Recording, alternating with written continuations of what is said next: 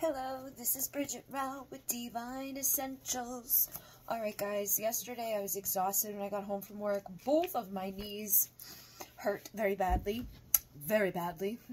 I took an extremely hot shower last night and that helped. Tonight, not so much. Maybe I didn't do it hot enough or long enough. But we're going to be talking about the 8 contributing factors to the development of CPTSD. And basically, why will two people with similar histories have different outcomes? Why is it that multiple children can grow up in the same household, but only one felt trauma? The development and expression of CPTSD is multifaceted and is not just influenced by exposure to childhood trauma. Let's look at why some people may be more susceptible to developing an adverse reaction to trauma than others. So, the first one is intensity, duration, and timing. Needless to say, the longer the abuse or trauma continues, the greater its intensity.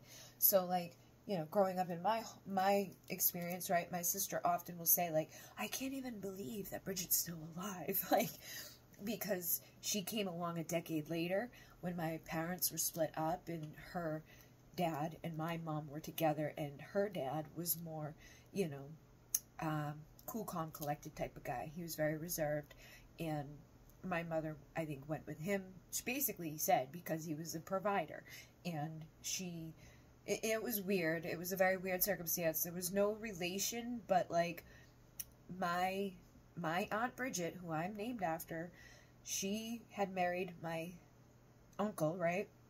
But my uncle had had a son from a previous marriage. So his son married his wife's sister. So my uncle became my step-grandfather, and my aunt became my step-aunt. And I was like, what the hell? And so, like, the little girls, my little sisters that came along a decade later, that's their grandpa and their grandma. But to me, it's Auntie and Uncle George. So it was weird. It was definitely weird, but there was no blood. Like I said, he was from the first marriage. It didn't last. They divorced.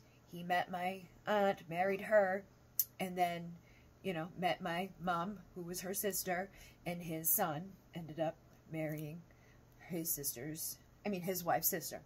So, yeah. But the chaos that ensued before then, you know, and we ended up living right in front of them. They gave us land to live on. They had a bunch of horses, and they ran a concrete forms company, and they let us live out there and build a house out there. So life was completely different, you know. So you could be from the same mom and have a totally different experience in life.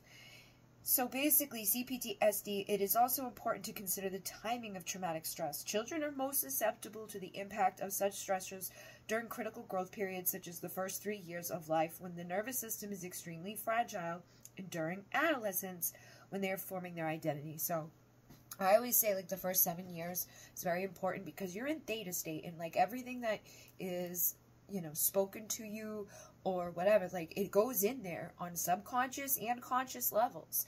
So the things that you're hearing while you're asleep, you know, think about all the shit your parents could have been saying while you were asleep. Think about all the movies and things that have been going on in the background of your life. That's all up in there. So when we're not aware of the surroundings and the input that we're, you know, emanating all the time around our children and ourselves, it is impactful on us, especially when we're young. And especially, like, think of when you were a teenager, like, if something happened, how traumatic it was to you, like, how dramatic you were as a teenager, just for, like, the simple things. So imagine having some big-ass shit where it's like, oh, like, Mom's smoking crack, you know, like, just a little bit different than, like, Mom, she ate the last cupcake. It's like, oh, you know. So, yes, it's very fragile time. And then genetics is the second one. Research indicates that anxiety disorders such as PTSD tends to run in families. While not a direct cause of PTSD, having a parent with PTSD is associated with a greater risk for development of PTSD after exposure to a trauma. Research suggests that there is a biological predisposition among these children. And they've seen, you know, this come through.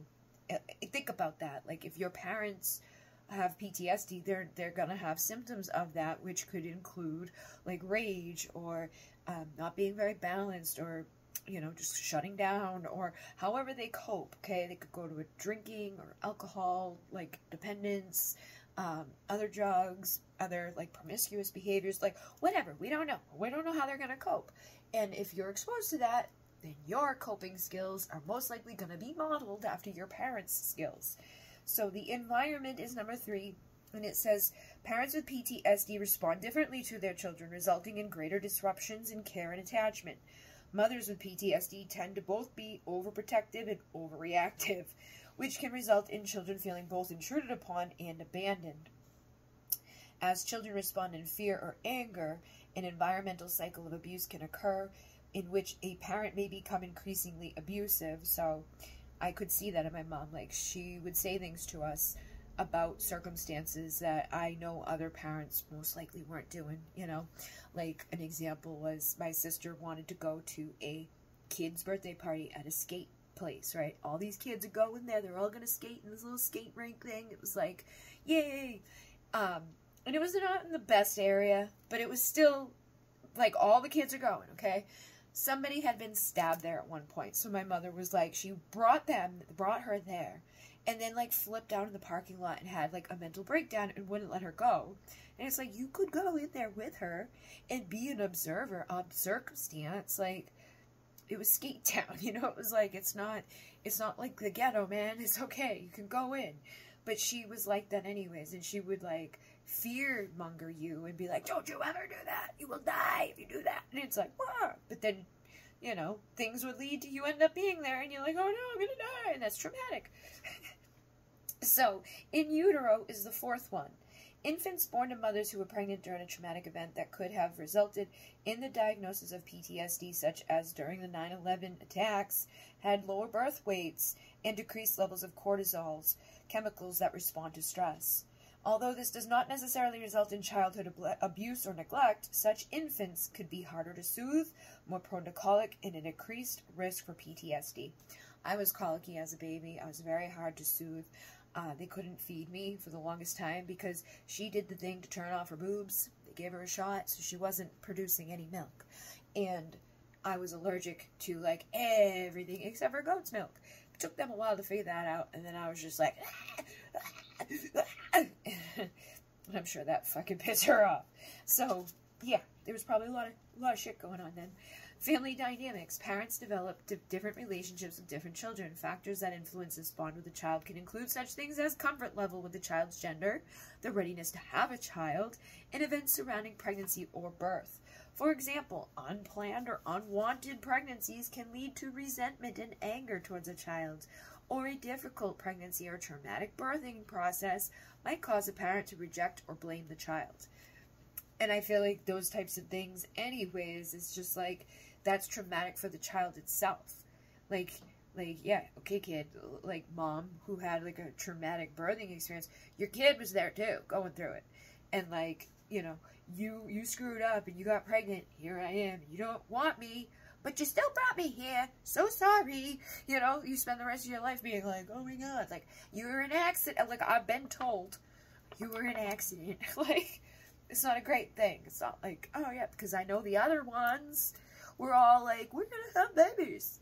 Not me. So, it's right there, the family dynamics and the, you know, all of these things are there. So, modeling. Children can grow up in abusive homes, tend to be exposed to multiple risk factors. Medical care may not be consistent. There may be insufficient modeling of hygiene practices or a lack of encouragement of health-promoting behaviors such as exercise or healthy eating. There may be also excessive modeling of high-risk behaviors like smoking or substance abuse. Yes, I thought about that not too long ago because I remember, like, you know, you see on TV, like, kids being told, like, go brush your hair, go brush your teeth, oh, go get ready for bed. Like, that wasn't a normal thing going on. Like, every once in a while it would be said, but it wasn't like someone was there making sure or even, like, showing you appropriately. It was kind of just like, did you? You know, like, there wasn't, like, an involvement on that level, and I can just see how that could be a thing. Like, I had that thought not too long ago, and then, like, yeah, like, seeing your parents smoke, or seeing your parents drink, like, obviously those are the kids that grow up and steal their cigarettes because they're there, or steal the alcohol because it's there. Presence of a learning disability or ADHD, there is a strong correlation between children with learning disabilities, including the ADHD, and child abuse. This connection appears to be bidirectional. Children who are abused are at greater risk for development of learning disabilities because of the impact of chronic stress and trauma on the developing brain. Additionally, children who have a learning disability or ADHD are at greater risk of being abused when parents misunderstand or are triggered by their children's cognitive differences, distractibility, or impulsivity. And then lack of resilience factors. Resilience factors are those protective resources, such as parents, that alleviate the impact of childhood trauma. Research suggests that when parents are not supportive, even an attachment to an adult in your community who understands, nurtures, and protects you can lessen the impact of traumatic childhood events. Additional protective factors include participation in activities outside of the home and developing positive peer relationships. When resilient factors are lacking, the impact of neglect or abuse can be amplified by a feeling that those around you have failed to protect you. And like I said, not want her to go to that place, right? Because she was afraid she's going to get killed at the skating rink. That wasn't the only time that type of stuff would happen. Like, people come to deliver a package and we are all hiding. Or someone come to visit us and we all hide. But it's very clear that we're home. But she would hide and be very like, oh. So it's not a big surprise that we're all like introverts and like, why, like my sister all the time, she's like, I can't understand why somebody wants to be a friend. Like, just leave me alone. But it's like, it's a healthy, normal thing. We just weren't modeled that. Mom made us think that every single person out there is crazy, gonna hurt us, or kill us. And so we keep attracting that in our lives because that's what we believe about people. So we project that or create that or invite that because we're in that, So that's why becoming aware of it is like, oh, wait a minute. We don't have to participate in those experiences. So tomorrow we'll talk about attachment theory with CPTSD. And let's see what this is. What connections are you making between your defenses and your past? Use these lines to write about your experience and your thoughts. So, like what we talked about today. Like, think about how some of this stuff may have come up in your own life, and you can comment it down below, or you can just keep it for yourself, or even just make a video where you're speaking about it and watch it back, because that gives you more perspective on it. Like, if I watch these back, I'm like, oh yeah, I didn't even think about that, or I should have said this, boop, or it jogs more memories. That's why when I was doing the Starseed Shaman podcast, it was at a time where I was in my dark, energy, like I was feeling the darkness, but that's the duality of this world, right? It was also healing for me to get that stuff out and to go through that. Like, I've been deep into the shadow, I've been on both sides, and we have to go through the dark to know the light. So let me know what you think, and yeah, I'll see you guys tomorrow. My boss person today asked me if I wanted to switch my shift to the end of the week so I could be like this other guy there that like kind of is responsible for more stuff. Like, oh, here's your phone for the day, here's your credit card for the day, here's your key for the day, you've got this fan in this bag, and bop and boop beep, and we all sign up, and then we're like, okay, we're in the blue line over the green line, and give everybody their things, and then lead the line and tell everybody where to go and when to go, exactly when to be there and all of that. And I was like, sure, I probably could. So if that happens, I might have to change that Thursday date to a different day of the week just to ensure that I can do it, because sometimes we drive until 8:30 and the station's like a half hour away, and then my house is a half hour away. So on those days I wouldn't be able to be here by 9 p.m. But we'll see what happens, because I told her that, and I was like, I don't know, I mean, I could. Also, if you're going to give me a raise, then yeah, sure. Because I'd still be driving, I'd still be doing the same job, but I would just have, like, a little bit more, But the other day, that guy wasn't there. Like, he didn't come back out in time for the lineup, and everybody was looking at me like, should we go? Is it time? And I'm like, I don't know, man, I just added too. Like, but that's what happens, is, like, I just naturally, every job I've had, this has happened. Like, sometimes within one day, sometimes within 1 week. Like, but it always happens. And it is a good thing, but it is definitely, I have to be careful with it, because I could become like, you know, some CEO in Amazon if I don't get a rail on like the good job thing that I do. So, in Brunei, namaste. Thank you for liking, commenting, sharing, all of those things. In Brunei, namaste.